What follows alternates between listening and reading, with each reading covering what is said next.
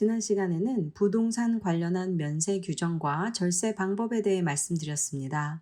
오늘은 지난 시간에 이어 주택 매매에 대해 좀 더 자세히 알아보는 시간 갖도록 하겠습니다. 부동산 가격이 많이 오른 것은 많이들 알고 계실 겁니다. 그래서인지 집을 팔았을 때 세금이 어떻게 되는지에 대해 궁금해 하시는 분들도 많으신데요.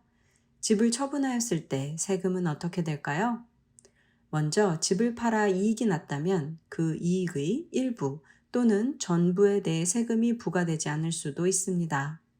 지난 시간에 말씀드렸지만 처분한 집이 과거 5년 중 2년 이상을 주 거주지로 살았다면 싱글의 경우 25만 달러, 부부 공동의 경우 50만 달러까지 처분 이익에 대해 세금을 면제받을 수 있습니다. 이 규정은 주택을 처분한 해로부터 과거 2년 내에 이 혜택을 받았던 적이 있다면 면세 혜택을 2년 내에 다시 받을 수 없도록 하고 있습니다. 즉, 혜택을 받은 후 2년이 지나야 다시 혜택을 볼 수 있는 것입니다. 반대로 2년을 살지 못한 채 주택을 매매하였다면 그 혜택을 볼 수 없습니다. 그러나 과거 5년 중 2년을 살지 못한 이유가 직장 또는 건강상의 이유 등으로 인해서 이사를 한 것이라면 완전 면세는 받지 못하지만 해당 기간만큼 면세 혜택을 볼 수 있는 예외 규정이 있습니다. 자신이 소유하고 거주했던 주택을 처분했을 때 앞서 말씀드린 면세 한도 금액 이상으로 이익이 발생했다면 소득세 신고 시 이를 신고하고 그 이익에 대해 세금을 납부해야 합니다. 안타깝게도 손실이 났다면 그 손실에 대해 공제받을 수는 없습니다. 집 두 채를 가진 경우는 어떨까요?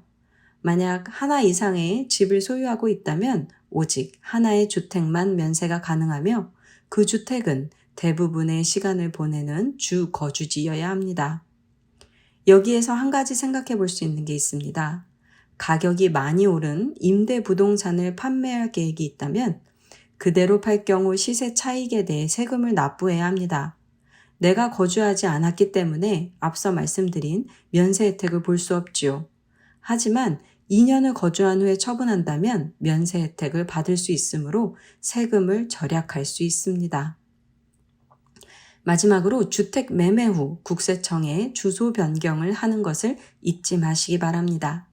감사합니다. 정기구독료 언제 얼마나 나가는지 모르신다고요? 지금 이 순간 내 순자산은 얼마인지 아시나요? 우리 자산은 매일매일 달라집니다. 모든 것이 돈이 되는 세상. 나만의 자산은 나답게 나를 중심으로 관리하는 세상. BC파이가 만들어갑니다. 내 자산 쏙쏙 키우고 뒷골 모아 재산 키우는 찐테크로 묻고 더블로 가는 나의 자산 관리. 나의 모든 자산을 AI가 실시간으로 자동 분석 관리해주는 BC파이. 한 가지 더. 해킹 횡령 더 이상은 설 자리가 없겠죠? 내돈 도난 방지에도 최고 BC파이.